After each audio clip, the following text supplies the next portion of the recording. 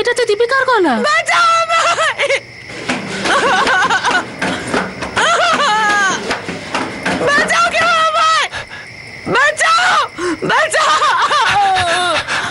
কেউ আছো? বাঁচাও! বিজয় কাকা! বিজয় কাকা! বিজয় কাকা! বিজয় কাকা! বাঁচাও আমায়! বিজয় কাকা! দীপিকা, দীপিকা দরজাটা খোলো। আমি বিজয়। বিজয় কাকা! দীপিকা ভয় পেও না, আমি বিজয়।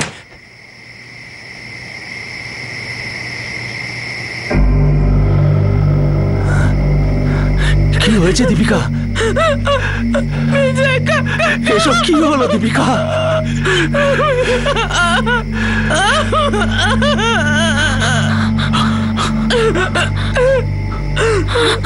আন্টি, আন্টি, এ কি করে হয়েছে? জানি না এটা কিভাবে হলো। আমরা দীপিকার চিৎকার শুনে উপরে এলাম। হ্যালো কে? হ্যালো, কে বলছেন? গণেশ দা, আমি রাগিনী বলছি। রাগিনী? কি হয়েছে? সব সব ঠিক আছে তো? আপনার মায়ের খুন হয়ে গেছে। কি? হ্যাঁ, আমরা এক্ষুনি জানতে পারলাম। দীপিকা কোথায়? দীপিকার অবস্থাও খুব খারাপ। আপনি তাড়াতাড়ি চলে আসুন, আমরা এখানেই আছি। কোলাপুরের একটি মিডল ক্লাস হাউজিং কলোনিতে রাত 12টার পর শোভা সিন্ধে নামে এক বৃদ্ধাকে খুন করা হয়। শোভার নাতনি দীপিকাকে সেই বাড়ির বাথরুমে পাওয়া যায়। সে সেখানে নিজেকে বন্ধ করে রেখেছিল। ভীত সেই মেয়েটির বাবা সিকিউরিটি গার্ড গণেশ সিন্ধে সেই সময় ডিউটিতে ছিল। আর দীপিকার চিৎকার শুনে গ্রাউন্ড ফ্লোর থেকে ফার্স্ট ফ্লোরে আসা সেই ব্যক্তি ওই বাড়ির মালিক ছিল। সেই রাতে সেই ফ্ল্যাটে যা ঘটেছিল তার সোজা সম্পর্ক ছিল কিছুদিন আগে ঘটা একটা ঘটনার সঙ্গে। অতীতের সেই ঘটনাই বর্তমানে খুনি হয়ে সামনে এলো।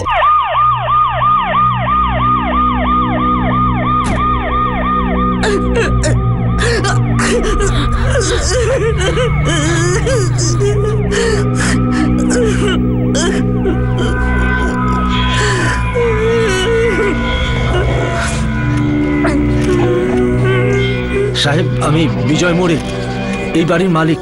আমি নিচের তলায় থাকি। আমি আপনাকে ফোন করেছিলাম। ঠিক আছে। আচ্ছা, বডিটাকে প্রথমে পোস্টমর্টমে পাঠিয়ে দাও।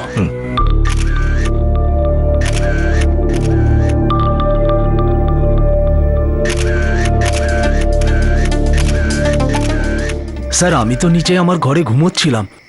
প্রায় 1টা নাগাদ দীপিকার চিৎকারের আওয়াজ শুনতে পাই, বাঁচাও বাঁচাও। দীপিকা মানে ওই যে কাঁদছে ও? হ্যাঁ সাহেব, দীপিকা শোভাদির নাতনি। তখন আমি আর আমার স্ত্রী রাগিনী ওই যে দীপিকার পাশে বসে আছে, আমরা দুজন ছুটতে ছুটতে ওপরে এলাম। দেখলাম ঘরের দরজা খোলা আছে আর শোভাদির লাশ এখানে পড়ে। ভিতর থেকে দীপিকার চিৎকার শুনতে পাচ্ছিলাম। ভেতরে গিয়ে বেডরুমে কেউ ছিল না।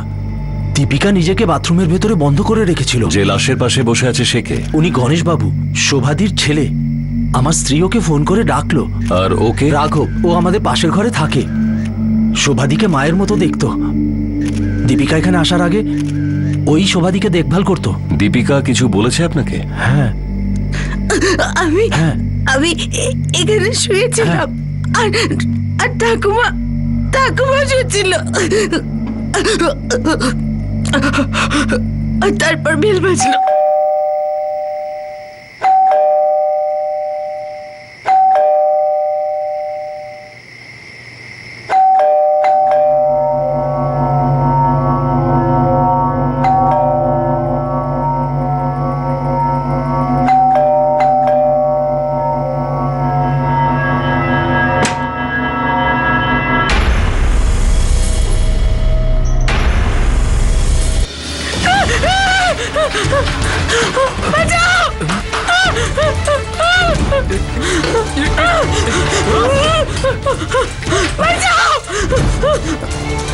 বিজয় কাকা!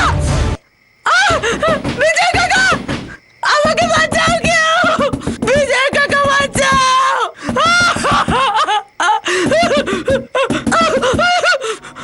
আমি আমার কান্নার আওয়াজ শুনতে পাচ্ছি না। মনে হলো কেউ ওনার গলা টিপে দিয়েছে। থামো! থামো! থামো! থামো! থামো! আমায় বাঁচাও! কেউ আমায় সাহায্য করো! থামো! থামো! থামো! কি হলো দীপিকা? তারপর এরা ফেরত এসে গেল।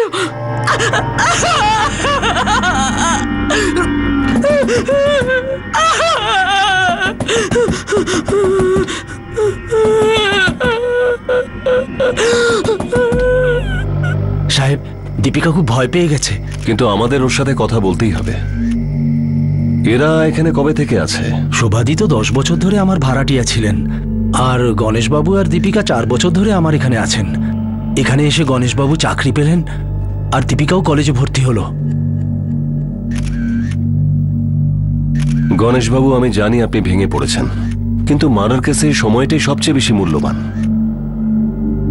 আপনাকে আপনার মেয়েকে কথা বলাবার মতো অবস্থায় আনার চেষ্টা করতেই হবে। দেখুন, যতক্ষণ আমরা জানতে না পারছি ওই দুটো লোক কে ছিল, আমরা আপনার মায়ের হত্যাকারীকে ধরতেই পারবো না। আমি সিকিউরিটি গার্ড। বলেছেন ওনারা। কোন কোম্পানিতে? নাইট সিকিউরিটি সার্ভিস, পঞ্চগঙ্গার ধারে সিরোলি টাওয়ার্স। ডিউটিতে কটার সময় গিয়েছিলেন? রাত 8:30টার সময়। আজ কিছু হয়েছিল? মানে যখন আপনি ডিউটিতে যাচ্ছিলেন বাড়িতে অস্বাভাবিক কিছু দেখেছিলেন? না স্যার, রোজকার মতো দীপিকা আর মা খাচ্ছিল, আর আমি টিফিন নিয়ে বেরিয়ে যাই। আজ সন্ধ্যায় আপনাদের স্বাগত জানাই। আপনারা সবাই ভালো আছেন তো? আপনারা যে নিজেদের জীবন শুরু করতে চলেছেন, এই নিয়ে আমরা কিছু আলোচনা করতে চাই, যাতে আপনাদের সকলেরই মঙ্গল হয়। তাহলে আমরা ওই ব্যাপারটা নিয়ে আলোচনা শুরু করি। হ্যাঁ, ওমা, আমি চলি। তাহলে শুনেই নিলেন আমাদের আলোচনার উদ্দেশ্য। দীপিকা, আজকাল আমি রাস্তায় আসছি, বহু হ্যাঁ? বিপদ মা বেড়েছে। বাবা, তারপরে রাত 1:30টার সময় রাগিনীর ফোন আসে। ওই আমাকে বলল যেরকম হয়েছে। আমি এখনো বিশ্বাস করতে পারছি না যে কেউ আমার মাকে কেন মারবে। আর সত্যি তো এটাই যে মার্ডারটা হয়েছে, আর আপনার মেয়ে ওদের দুজনকে দেখেছে। দেখুন, ও যত তাড়াতাড়ি বলবে আপনাদের সবার জন্য ভালো হবে। পোস্টমর্টমের পর আপনারা বডি নিয়ে যেতে পারেন।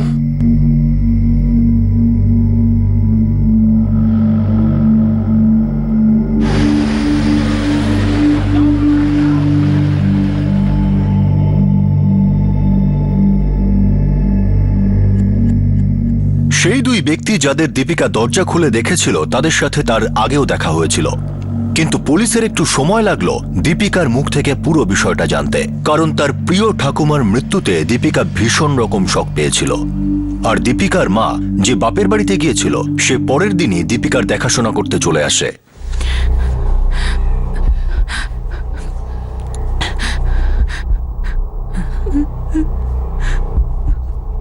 দীপিকা কেমন আছে? আর ভিতরে কি হচ্ছে? দীপিকার সঙ্গে পুলিশ কথা বলছে, কিছুই বলতে পারছে না ও। কিন্তু এসব কি করে হলো? আমাকে দীপিকার সাথে কথা বলতে হবে। তোমার ঠাকুমা মারা গেছে দীপিকা। তুমি কি চাও না ওনার খুনিদের ধরা হোক? দেখো, ওরা হয়তো তোমাকেও মেরে ফেলতো, কিন্তু তুমি খুব বুদ্ধির সাথে এই কাজটা করেছো আর আত্মরক্ষা করতে পেরেছো। কিন্তু উনি আর বেঁচে নেই। বলো দীপিকা, কি হয়েছিল কাল রাতে? এটাই মার্ডার ওয়েপন। এতে লাগা রক্তটা এনারই। অনেক রক্তপাত হয়েছে। হ্যাঁ, গলা, পেট, বুক সব জায়গায় অ্যাটাক হয়েছে। অ্যাটাকাররা প্রথমে দীপিকার পিছনে গিয়েছিল। ও বাথরুমে ঢুকে আত্মরক্ষা করে, তখন ওরা এনাকে টার্গেট করলো। হ্যাঁ, এই দেখুন, হাতেও আঘাতের চিহ্ন। হয়তো অ্যাটাকারদের সাথে লড়েছিলেন। হয়তো নাতনিকে বাঁচাবার চেষ্টা করেছিল। ফ্যামিলির শত্রুতা তো কপালে লেখা থাকে স্যার। আমার মা আমাকে ভালো করে মানুষ করার জন্য অনেক কষ্ট সহ্য করেছে স্যার। শোভা দেবী কোথায় আর কিসের কাজ করতেন? মিউনিসিপ্যালিটিতে কাজ করতেন। 40 বছরের সার্ভিস। 9 বছর আগে উনি রিটায়ার করেছেন। আপনারা তো 4 বছর আগে ওনার সাথে থাকতে এসেছিলেন। আমি প্রথমে নাগপুরে সার্ভিস করতাম, তারপর এখানে মায়ের কাছে চলে আসি। জয়া দেবী, আপনি এনার সঙ্গে থাকেন না। আপনারা কি আলাদা হয়ে গেছেন? না সাহেব, আমরা নিজে থেকে আলাদা হইনি, আমাদের আলাদা করা হয়েছে। কে আলাদা করেছে? ভাগ্য স্যার।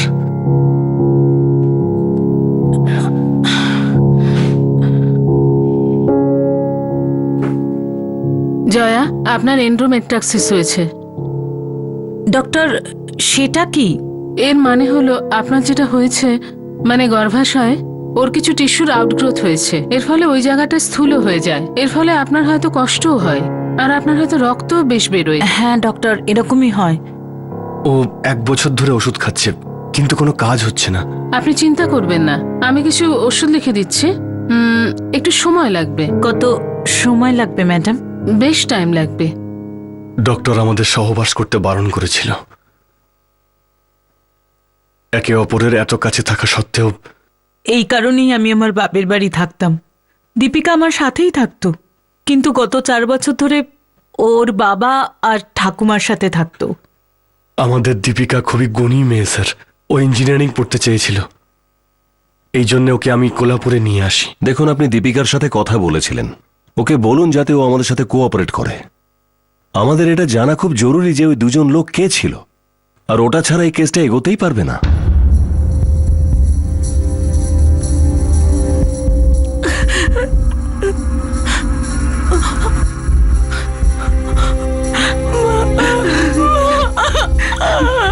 ব্যাস দীপিকা, ব্যাস ব্যাস ব্যাস মা, ব্যাস শান্ত হয়ে যা, শান্ত হ। দেখ তোর বাবা মা এসে গেছে। হ্যাঁ, এখন আর ভয় পাওয়ার কিচ্ছু নেই। হ্যাঁ দেখ, পুলিশকে সবকিছু বলে দে যা তুই দেখেছিস, ওরা কে ছিল, কিরকম দেখতে ছিল, সবকিছু বলে দে। হ্যাঁ,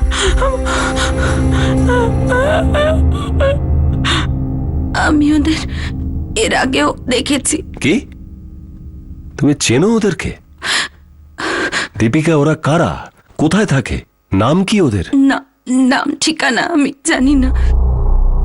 একদিন কলেজ থেকে ফেরার সময় রাস্তায় দেখেছিলাম।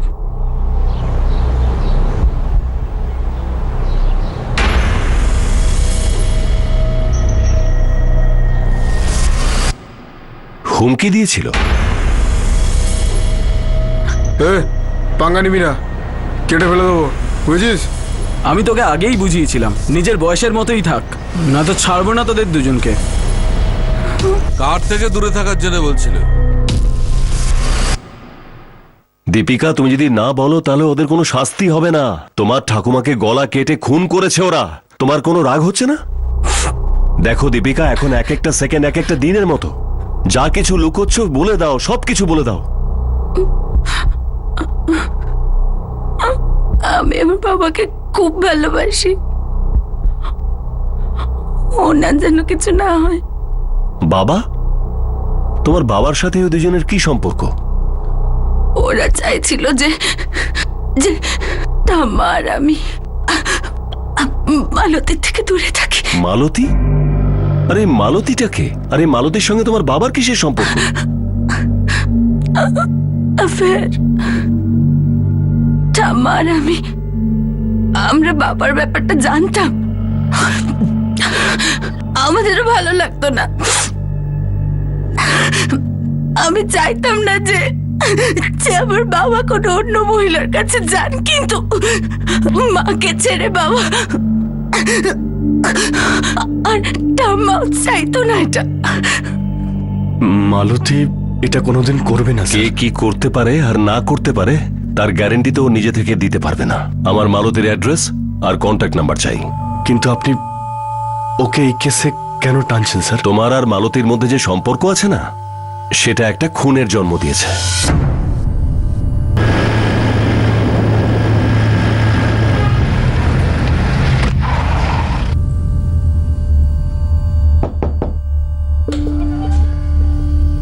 আগে মালতী দেশমুখ।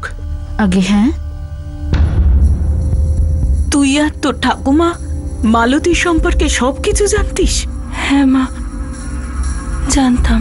আমি বাবাকে দেখেছিলাম মালতীর সাথে, আমি জিজ্ঞাসাও করেছিলাম। কি বললো?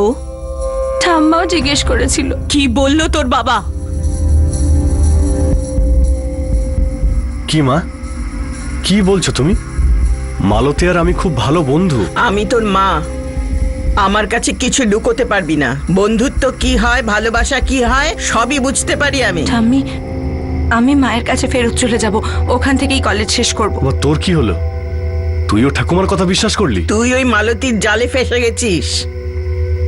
ও জানে তুই বিবাহিত, তবুও তোর ঘাড়ের উপর চেপে বসেছে। আর তুই এক মুহূর্তের জন্য জয়ের কথা মনে পড়লো না? তোমরা দুজনে আলাদা এই জন্য আছো যাতে ভুল করে তোমাদের মধ্যে কোনো সম্বন্ধ না হয়। যাতে ওর শরীর আরো খারাপ না হয়। তুই জয়ার সুস্থ হওয়া পর্যন্ত অপেক্ষা করতে পারলি না? গণেশ, তুই আর মালতী খুব খারাপ করছিস। আমারও তাই মত বাবা।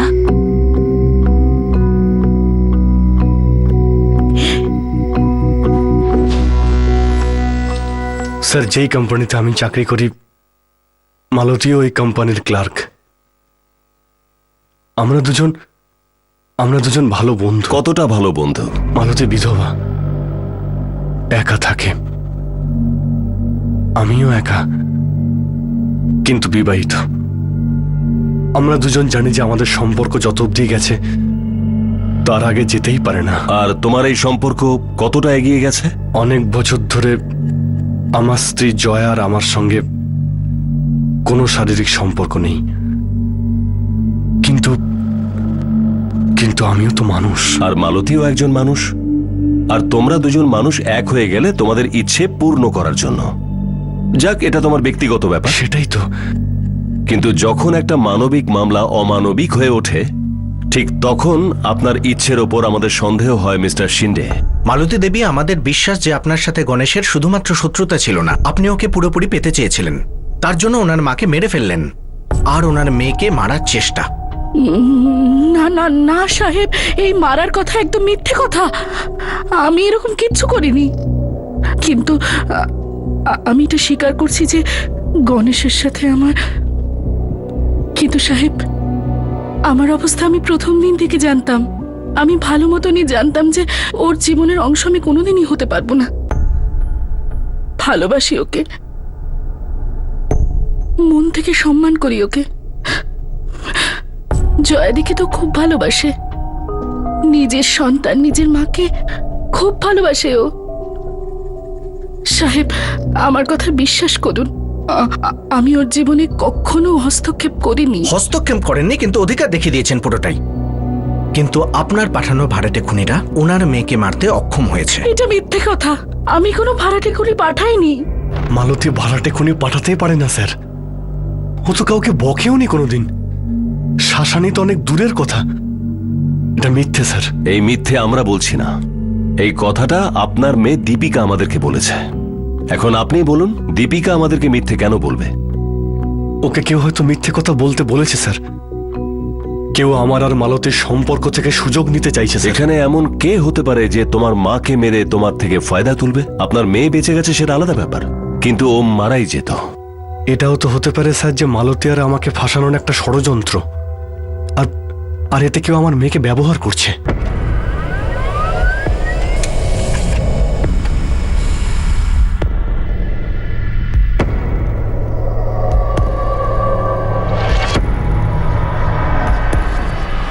একবার তো বলতে পারতে যে অন্য কারুর সাথে তোমার সম্পর্ক ওর আছে। সঙ্গে আমার এমন কিছুই নেই জয়া যেটাকে আমি সম্পর্ক বলতে পারি। ওর সাথে তুমি শুয়েছিলে গণেশ? তাহলে ওই সম্পর্কটা ছিল গণেশ, খুবই ঘনিষ্ঠ সম্পর্ক ছিল। দীপিকা আর মাকে মেরে তোমরা দুজন এই সম্পর্কটাকে কোথায় নিয়ে যেতে চেয়েছিলে? হ্যাঁ, আমি মাকে খুন করিনি। আমি এই ব্যাপারে কিচ্ছু জানি না। আমি পুরো ভরসা রেখে বলতে পারি মালতী এ কাজ করতে পারে না। নাম নেবে না ওই মালতীর। যদি আমি এইটুকু জানতে পারতাম যে তোমার অন্য কারুর সঙ্গে সম্পর্ক আছে, তাহলে আমি এখানে দীপিকাকে পাঠাতামই না। গণেশ, দীপিকা তো বেঁচে গেছে, কিন্তু ওর মনের আর ওর ভরসার খুন করা হয়েছে। আর খুনি তুমি। একবার বললে তো পারতিস আমাকে ওদের সম্পর্কে। শোভা আন্টিও কখনো কিচ্ছু বলেনি। একবার যদি বলতিস তাহলে ওই মালতীকে আমিই দেখে নিতাম, আর তোর বাবাকেও সাইডে নিয়ে বোঝাতাম। কিন্তু তোরা কখনো কিচ্ছু বলিসনি আমাকে। কেন দীপিকা, কেন? রাঘব দাদা, কারণ আমি কখনো ভাবিনি ওরা এত দূর যেতে পারে। আর বাড়ির ব্যাপার তাই। আর আমি বুঝি পর। আজকাল কে যে আপন আর কে পর আমি জানি না, সত্যিই জানি না। স্যার, গণেশ আর মালতীর ফোন নাম্বারের মধ্যে সন্দেহ করার মতো কিছু পাইনি। সিকিউরিটি এজেন্সি থেকে কিছু জানা গেল? হ্যাঁ স্যার, আমি কথা বলেছি। সকলেই জানতো গণেশ আর মালতীর এই সম্পর্কের ব্যাপারে, কিন্তু সবাই জোর দিয়ে বলছে ওরা দুজন এরকম কাজ করতেই পারে না। ওদের দুজনের ইমেজ ওখানে বেশ ভালো। সাওয়ন্ত, ওই দুটো ছেলে যারা দীপিকাকে ভয় দেখিয়েছিল, আমি তোকে আগেই বুঝিয়েছিলাম নিজের বয়সের মতোই থাক, না তো ছাড়বো না তোদের দুজনকে। ওরাই দীপিকার ঘরে ঢুকে ওর ঠাকুমাকে হত্যা করেছে, কিন্তু দীপিকা বেঁচে গেল। কিন্তু যদি ওরা চাইতো তাহলে বাথরুমের দরজা ভেঙে দীপিকাকেও মারতে পারত। মানে স্যার? প্ল্যানটা দীপিকাকে মারার ছিল না, প্ল্যানটা ঠাকুমাকে মারার ছিল, এবং সেটা মারা হয়েছে। হতে পারে। হতে পারে না সাওয়ন্ত, এটাই হয়েছে। অনুসন্ধানের সময় গণেশ শিন্ডে আমাকে একটা কথা বলেছে, আর ওই কথাটা আমার মাথার মধ্যে একেবারে ঢুকে গেছে। এটাও তো হতে পারে স্যার যে মালতী আর আমাকে ফাঁসানোর একটা ষড়যন্ত্র, আর এতে কেউ আমার মেয়েকে ব্যবহার করছে। কেউ হয়তো সত্যি সত্যি মালতী আর গণেশকে ফাঁসাতে চাইছে, দীপিকার সাহায্য নিয়েছে আর ঠাকুমাকে মেরে ফেলেছে। স্যার এখানে তো একটাই সন্দেহ করার জিনিস আছে। জয়া, জয়া, জয়া শোনো, আমি কিছু করিনি। জয়া, জয়া দাঁড়াও। খুব সামান্য হলেও পুলিশ এই ঘটনায় ষড়যন্ত্রের গন্ধ পাচ্ছিল। একটা ভয়ঙ্করতম খুনের ঠিক পিছনে গভীর চক্রান্তের ছায়া দেখা যাচ্ছিল। অপরাধী সম্পর্কে সুতোয় বাঁধা জাল ফেলেছিল ঠিকই, কিন্তু স্বাভাবিকভাবেই সে নিজের ফেলা জালেই ফেসে গিয়েছিল। এসব কি বাজে কথা বলছেন আপনি? জয়া দেবী, একটা সোজা প্রশ্ন করছি দ্বিতীয়বার, যে ওই দুজন হত্যাকারীকে কি আপনি পাঠিয়েছিলেন?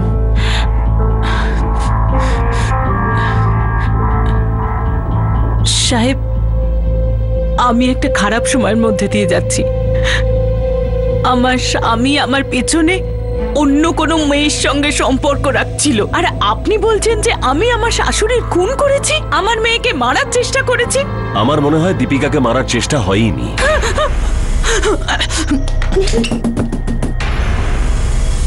নিশানা আপনার শাশুড়ি ছিল, আর প্রচেষ্টা ছিল গণেশ আর মালতীকে এটা ফাঁসানো। কি বলছেন আপনি? কি সব বাজে কথা তখন থেকে বলছেন?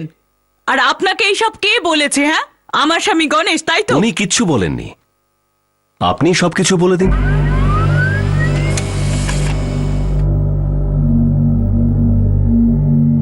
সাহেব, আমি মালতী সম্পর্কে কি জানি আর কেন জানবো? এটা যথেষ্ট নয় কি যে ও আমার জায়গাটা নিয়ে নিয়েছে? আমি ঠিক করে জানি না বলেছিল না বলেনি। তোমার বাবার অ্যাফেয়ার ছিল মালতীর সাথে, আর আমরা এটা জিজ্ঞাসা করছি যে তুমি তোমার ঠাকুমাকে এই কথা বলেছিলে? সত্যি মনে নেই, হয়তো বলেছিল কিংবা ঠাম্মা বলেছিল। স্যার, এই সময় আমার মাথা কাজ করছে না। স্যার জয়া সিন্ধের ফোন রেকর্ডস একদম ক্লিন, এ থেকে কিছু পাওয়া যাচ্ছে না। ভিকটিম শোভা শিন্ডের কল রেকর্ড চেক করেছো? হ্যাঁ স্যার করেছি। শোভার সাথে জয়া সিন্ধের প্রায় প্রত্যেকদিন কথা হতো। দীপিকার সঙ্গে নিশ্চয়ই কথা হতো, মা মেয়ে। হ্যাঁ স্যার হতো। এই কথার মধ্যে কোনো একটা কথা লুকিয়ে আছে, কোনো একটা কথা আমাদেরকে বলা হচ্ছে না যেটা সত্যি, আর কিছু আমাদেরকে বলাও হচ্ছে যেটা সত্যি নয়। স্যার, এক্সাক্ট ডেট তো মনে নেই, কিন্তু মনে হয় 6 মাস আগে জেনেছিলাম। আচ্ছা, তোমার ঠাকুমা গণেশ আর মালতীর ব্যাপারে প্রথম থেকে জানতো? না স্যার, আসলে আগে আমি জেনেছিলাম। কিভাবে? আমি দুজনকে একসাথে দেখেছিলাম, হাতে হাত রেখে। দীপিকা তোমার ঠাকুমা কি তোমার মাকে বলেছিল? আমি বললাম না স্যার, বোধহয় বলেছিল, আমার ঠিক করে মনে নেই, আর আমি জানিও না। দীপিকা, তুমি তাহলে কি জানো? স্যার, শুধু এইটুকু জানি যে আমার ঠাম্মি আমার মাকে খুব ভালোবাসতো। উনি আমার শাশুড়ি ছিলেন না, আমার মা ছিলেন। আমাদের দুজনের মধ্যে শাশুড়ি বৌমার মতন কোনো সম্পর্ক ছিল না। উনি আমার সমস্ত সিদ্ধান্তে আমাকে সাপোর্ট করেছেন। যখন দীপিকার পড়াশোনার কথা হলো তখন উনি সবার আগে রাজি হয়েছিলেন, আর উনি ওকে কোলাপুরে ডাকলেন। তাহলে আপনি ওনাকে কেন মারলেন? আবার সেই কথা। যতক্ষণ সত্যিটা সামনে না আসবে ততক্ষণ একই প্রশ্ন আমি বারবার করতে থাকবো। আপনার স্বামীর অ্যাফেয়ারের ব্যাপারে আপনি কি করে জানলেন? কে বলল? শাশুড়ি নাকি আপনার মেয়ে? ঈশ্বরের দিব্যি সাহেব, দুজনের মধ্যে কেউ বলেনি। আমি তো এই 2 দিন আগে জানতে পারলাম, তাও আপনাদের কাছ থেকে। জয়া সিন্ধে, গণেশ আর মালতী এরা তিনজনই খুবই সাধারণ মানের সার্ভিস সেক্টরের মানুষ ছিল, যারা হয়তো কখনো কোনোদিন কোনো আইন ভাঙেনি। যখন মন ভেঙে যায় তখন তার মধ্যে আগুনও জ্বলে। তাহলে এই কেসে কার মনে সেই আগুন ধরেছিল যে সারল্যের মুখোশ পরে ভিকটিম হওয়ার নাটক করছিল? আমার মনে হচ্ছে না যে জয়া এই কেস ইনভলভ। মানে আপনার মনে হচ্ছে মালতী আর গণেশ এই কাজটা করেছে, আর দীপিকাকে জেনে বুঝে ছেড়ে দিয়েছে, যাতে মনে হয় মা মেয়েকে ছেড়ে শাশুড়িকে হত্যা করেছে, আর মালতী আর গণেশ নিরপরাধ হওয়ার ভান করছে। মিথ্যে তো জয়াও বলতে পারে। ও তো এক ঢিলে দুটো পাখি মারতে চেয়েছিল, শাশুড়িকেও মেরে ফেললো আর সতীন আর স্বামীকে এমন শিক্ষা দিল যে জীবনে ভুলতে পারবে না। স্যার কেউ তো অ্যাক্টিং করছে, আর খুব ভালো অ্যাক্টিং করছে। আর সেটাও সাসপেন্স মুভির অ্যাক্টিং। সাওয়ান্ত খুন করলো, অস্ত্র রেখে গেল, দুটো রাস্তায় হাতকড়িও ব্যবহার করা হলো, এখনো পর্যন্ত কোনো ইনফরমেশন সামনে এলো না। স্যার আমি দীপিকাকে গত 3 বছরের সব হিস্ট্রি শেটারের ছবি দেখিয়েছি, ওদের মধ্যে কেউ নেই। তারপর আমি স্কেচ আর্টিস্টকে ডেকেছি।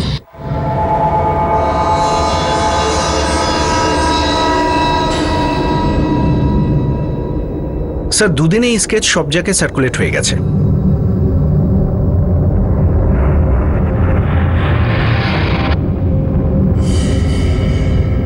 স্যার আমাদের ভালো ইনফরমাররা গত 2 দিন ধরে কোলাপুর আর তার আশেপাশের শহরে সব জায়গায়, জেলে, সব জায়গায় জিজ্ঞেস করেছে, কিন্তু কেউ ওকে চেনে না। স্যার যেভাবে মার্ডারটা হয়েছে, হ্যাসকো ব্লেড দিয়ে গলা কাটা হয়েছে, হাতিয়ার বাড়িতে পড়েছিল, মার্ডার করে পালিয়ে গেল। মনে হয় না বাইরের কেউ করেছে, অথবা কোনো পেশাদার হত্যাকারী। হয়তো এই লোকগুলো আসলে কেউ নয়। স্যার আপনার কথা মতো দীপিকা মিথ্যে বলছে। কেন? ও মিথ্যে বলতে পারে না? বলতে পারে স্যার, আমি আজ অবধি দেখছি কিছু লোক শুধু মিথ্যে বলে, আর শুধুই মিথ্যে।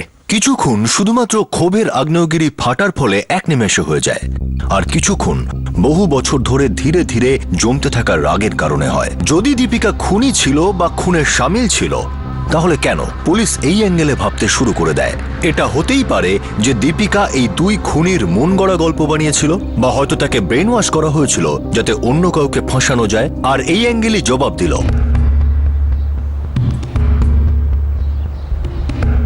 হ্যালো, আনন্দ লোখণ্ডে? হ্যাঁ, আপনি কে? ডিকে পুলিশ স্টেশন থেকে সাব ইন্সপেক্টর করণ সাওয়ান্ত বলছি। হ্যাঁ স্যার, কি হয়েছে? তোমার সাথে কিছু কথা আছে। বলুন স্যার, বলুন। এভাবে না, সামনাসামনি, চোখে চোখ রেখে। পুলিশ স্টেশনে আসতে পারলে বলে দিও, না হলে বাড়ি থেকে তুলে নিয়ে আসবো। না না স্যার, আমি আসছি এক্ষুনি।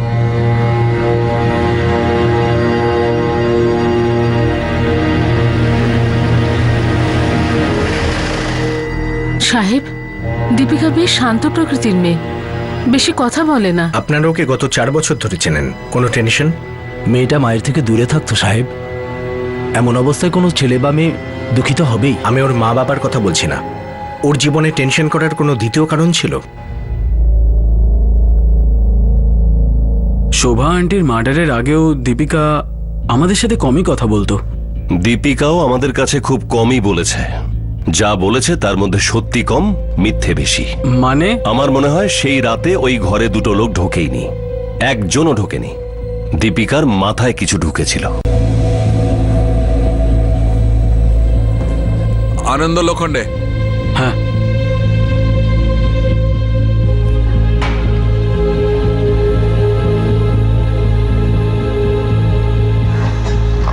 স্যার আমায় এভাবে কেন নিয়ে এলেন এখানে?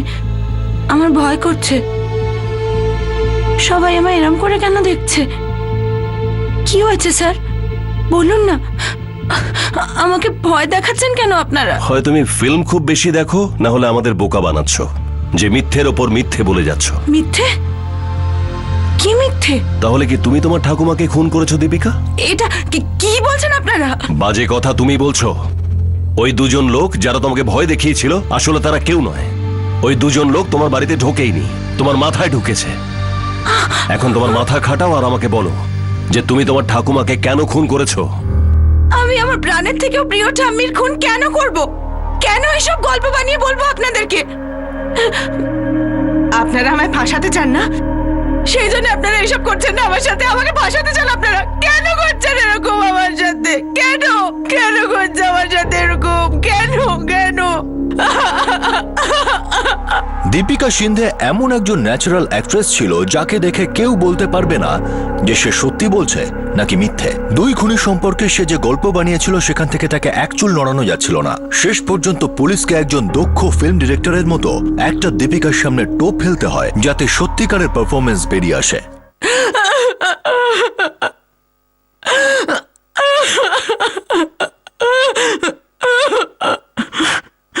দীপিকা দেখো, আমি জানি তুমি যা কিছু করেছো একদম ঠিক করেছো। যদি তুমি এগুলো না করতে, তাহলে তোমার জীবনে অনেক বড় লোকসান হতো। কি? দেখো দীপিকা, আমি এটাও জানি যা কিছু হয়েছে ভুল করে হয়েছে। তোমার এরকম কোনো ইচ্ছে ছিল না, কিন্তু হয়ে গেছে। Deepika, I am sorry. মানে তোমাকে না জানিয়ে আমি অনেক কিছু করেছি। কি করেছেন? আনন্দ লোখণ্ডে। আনন্দ? কি করেছেন আপনি আনন্দের সাথে? কিছু না, জিজ্ঞাসা করেছি, ব্যাস একটা প্রশ্ন করেছি। আর ও কিছু বলেছে আমাকে। কি বলেছে আনন্দ? বলুন না, কি বলেছে আনন্দ? দেখ ভাই আনন্দ, যতক্ষণ বলার মতো অবস্থায় আছিস ততক্ষণ বলে ফেল। স্যার আমি জানতাম যে দীপিকা নিজের ঠাকুমার খুন করেছে স্যার। আর মার্ডার করার পর দীপিকা তোকে ফোনও করেছিল। হ্যাঁ, করেছিল স্যার। যেই মুহূর্তে পুলিশের সন্দেহ হলো যে দীপিকা মন গড়া গল্প বলছে, মিথ্যে কথা বলছে, তখনই তারা সত্যের খোঁজে তার ফোন রেকর্ড দেখতে শুরু করে। দীপিকা আর আনন্দ লোখণ্ডে নামে এক ব্যক্তির মধ্যে প্রতিদিনই বহুবার কথা হওয়ার কল রেকর্ড পাওয়া যায়। স্যার, দীপিকার চিৎকার শুনে সুভাষিন্দের বাড়ির মালিক বিজয় আর রাগিনী যখন দৌড়ে ওপরে যায় তখন 1:16 এর আগে দীপিকা 1:03 আনন্দের সাথে কথা বলে। উঠিয়ে নিয়ে এসো এই আনন্দ লোখণ্ডেকে। স্যার, দীপিকা আমাকে ফোন করে বলেছিল যে ও নিজের ঠাকুমার খুন করেছে। তো আমি খুব ভয় পেয়ে গেছিলাম স্যার। আমি ঠাম্মিকে মেরে ফেলেছি, শেষ করে দিয়েছি, শেষ। এখন আমাদের মধ্যে আর কেউ আসবে না, কেউ না। আমরা এখন স্বাধীন, ফ্রি। তুই জানিস মার্ডার হয়েছে, আর মার্ডার কে করেছে সেটাও তুই জানিস। পুলিশকে ইনফর্ম করাটা জরুরি মনে করিসনি? কিরে? স্যার, আমি ভয় পেয়ে গেছিলাম স্যার, খুব ভয় পেয়ে গেছিলাম স্যার আমি। আনন্দ লোখণ্ডে? এই আনন্দ লোখণ্ডের জন্য আপনার মেয়ে দীপিকা তার নিজের ঠাকুমাকে মেরে ফেলেছে। আমাদের জাত একদম আলাদা, আর আমরা জাতের মধ্যে ছাড়া বিয়ে করি না।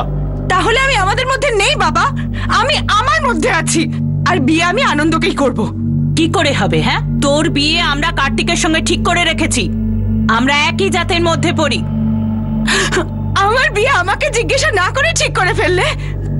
বারে বাহ, কি ভালোই না বাসো তোমরা আমাকে। দীপিকা, প্রথম দিকে একটু খারাপ লাগবে, তারপর ওকে ভুলে যাবি তুই। তোমারও প্রথম একটু খারাপ লাগবে, তারপর ভুলে যাবে আমায় যখন আমি পালিয়ে যাব আনন্দের সাথে। তোর বিয়ে কার্তিকের সাথেই হবে, আর আনন্দের সাথে তুই পালিয়ে যাবি না। পালিয়ে যাব আর ফিরে আসবো না। যেদিন পালিয়ে যাবি সেদিনই ফিরে আসবি আমার মরা মুখ দেখার জন্য। আচ্ছা মা, তুমি কি আমায় মরার কথা বলে ভয় দেখাচ্ছ? আর তুই যে জাতের বাইরে গিয়ে বিয়ে করার ভয় দেখাচ্ছিস, ভয় দেখাচ্ছি না আমি, যেটা বলছি সেটাই করব আমি। তুমি জানো যে আমি কতটা জেদি। আর তুইও জানিস যে আমি তোর মা। যে মুহূর্তে তুই পালাবি ট্রেনে গলা দেব আমি। সিদ্ধান্ত তোকেই নিতে হবে, আনন্দ না তোর মা।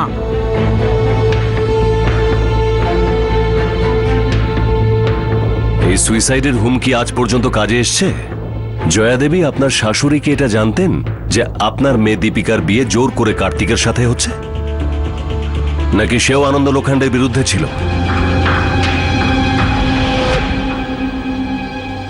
দেখো দীপিকা, ভুলে যাও যে আমি পুলিশের লোক। আমাকে নিজের বড় ভাই মনে করো। দীপিকা, আমি তোমাকে সাহায্য করতে পারি, আমি তোমার শাস্তি কম করতে পারি। আমি আনন্দকে ভালোবাসি।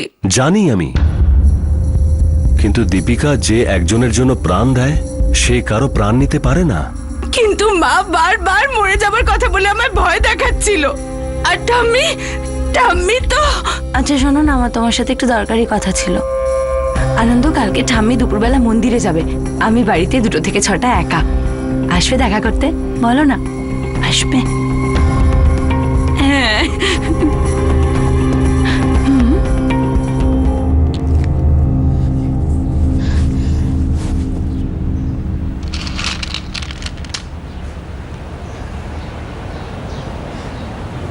দেখ, সবচেয়ে বড় প্রসাদ কি জানিস? সম্মান, যেটা ভগবান আমাদের দিয়েছেন। সম্মানকে আমরা যদি ধুয়ে মুছে দিই না, তাহলে খুব বড় পাপ হয়। তুই এখনো আনন্দের সঙ্গে দেখা করিস? কারণ ঠাম্মি, আমি এখনো আনন্দকে ভালোবাসি। তোর বিয়ে কার্তিকের সঙ্গে ঠিক হয়ে গেছে। ঠাম্মি, কার্তিকের কথা তো তুমি ভুলেই যাও। আমাকে জিজ্ঞেস না করেই যদি আমার বিয়ে করানো ছিল, তাহলে তাহলে আমাকে ইঞ্জিনিয়ারিং পড়ালে কেন? কিছু বোঝার আগেই আমার বাল্যবিবাহ করিয়ে দিলে। আজকে আমি এত কিছু বুঝতে চাইতাম না। আত্মহত্যাও কিন্তু নিজের ইচ্ছেতেই হয় দীপিকা। ঠাম্মি তুমিও? তোর মায়ের সঙ্গে সঙ্গে আমিও আত্মহত্যা করব যদি তোর বিয়ে কার্তিকের সঙ্গে না হয় তো। আর ভুল করেও এটাকে একেবারে ভয় দেখানো ভাবিস না। আমি খারাপ কিছু তো চাইছিলাম না। আমার পছন্দে বিয়ে করাটা আমার অধিকারের মধ্যে পড়ে। কিন্তু এরা এমন ব্যবহার করছিল যেন আমি বিশাল বড় পাপ করছি। ভেতরে ভেতরে কষ্ট পাচ্ছিলাম আমি। আমি যা করেছি রাগের মাথায় করেছি, আর এই জন্য করেছি যাতে সবাই ভেসে যায় আর আমি স্বাধীন হয়ে যাই, নিজের মতো করে বাঁচতে পারি।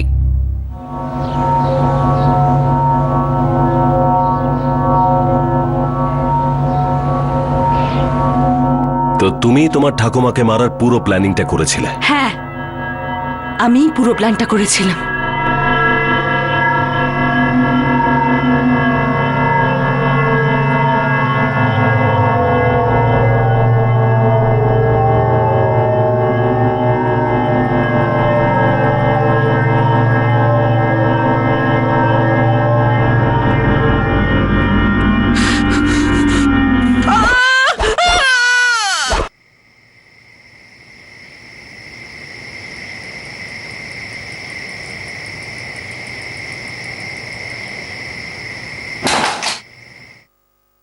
আমি মালতী আর বাবার এই চক্করের ব্যাপারে জানতাম।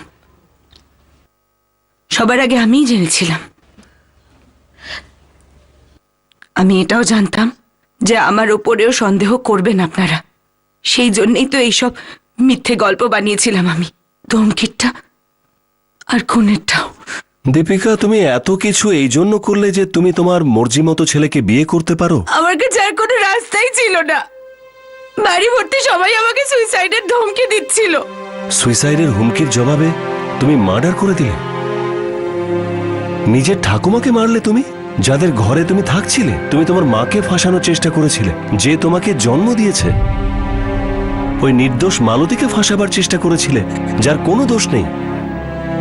তুমি তোমার বাবার কতটা বদনাম করলে জানো তুমি? আর এসব কেন? শুধু আনন্দকে বিয়ে করার জন্য। দীপিকা, তোমার কি মনে হয় যে আনন্দ এমন কোনো মেয়েকে বিয়ে করতে চাইবে যে মিথ্যাচারী, স্বার্থপর আর খুনি? করবে। আনন্দ আমাকে আর আমাকেই বিয়ে করবে, কারণ আমি আনন্দকে ভালোবাসি আর ও আমাকে ভালোবাসে। তোমাকে সে ভালোবাসতো। ভালোবাসতো মানে? ও কিছু বলেছে আপনাকে? বলুন না, কি বলেছে আনন্দ? দীপিকা, কথা না বললেও অনেক কথা বোঝানো যায়। আনন্দের চোখে আমি তোমার জন্য ভয় দেখেছি, রাগ দেখেছি, কিন্তু প্রেমের একটা বিন্দুও দেখিনি।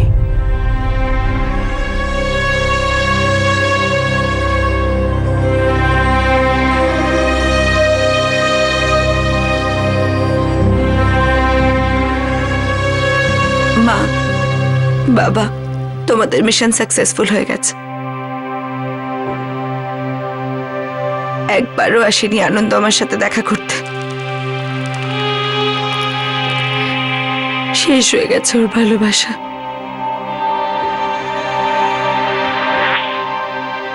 আমার বিয়ে আর আনন্দের সাথে হবে না।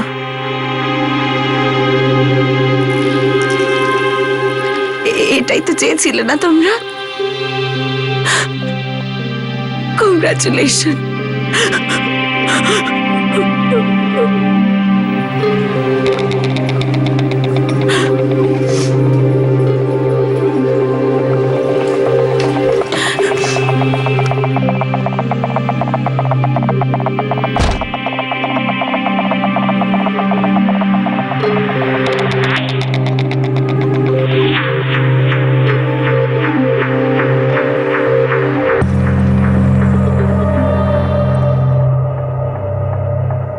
মানুষের ভাবনা আর অনুভূতি অনেকটা ইলাস্টিকের মতো। আপনি যত টানবেন বা ছিঁড়বেন, সে ফিরে ব্যথা দেবে। কিন্তু এই ব্যথা কতটা জোরালো হবে, কখন হবে, কার উপরে হবে, কিভাবে হবে, সেটা জানা যায় না। আর এটা না জানতে পারাই সবচেয়ে বেশি বিপজ্জনক। দুর্ভাগ্যবশত দীপিকার অনুভূতি তার মা বাবা ঠাকুমা চেপে রেখেছিল। তার ফলে দীপিকার হাতে ঠাকুমাকে খুন হতে হলো। দীপিকা তাদের ভাবনার উপযুক্ত জবাব নিজের মতো করে দিল। যদি সিন্ধে পরিবারের চিন্তা ভাবনার পথ দ্বিমুখী হতো তাহলে হয়তো এই অপরাধটা হতোই না। যদি একটা ভাবনাকে সবসময় গ্রিন সিগন্যাল দেওয়া হয় আর বিরোধী ভাবনাকে সবসময় রেড সিগন্যালে দাঁড়িয়ে থাকতে হয়, তাহলে রাস্তায় হাহাকার তো হবেই। কাউকে জোর করে যেমন হ্যাঁ বলানো উচিত নয়, আবার কারণ না কেউ কখনোই অবহেলা করা উচিত নয়। তার ফল ভয়ঙ্কর হতে পারে, যেরকম এই কেসে হয়েছে। দীপিকা ভেবে চিন্তেই মার্ডার করেছিল। তার বিরুদ্ধে ৩০২ ধারা অনুযায়ী মামলাও চলবে, আর শাস্তি যাবজ্জীবন থেকে মৃত্যু পর্যন্ত হতে পারে। আপনাদের সঙ্গে আবার দেখা হবে পরের এপিসোডে আরো একটি নতুন কেস নিয়ে। ততক্ষণ সতর্ক থাকুন, সুরক্ষিত থাকুন, আর দেখতে থাকুন ক্রাইম পেট্রোল সতর্ক। শিক্ষা একজনকে, জ্ঞান আমাদের সবার। জয় Hind. For more updates, subscribe to our channel, click the show links and enjoy watching the videos.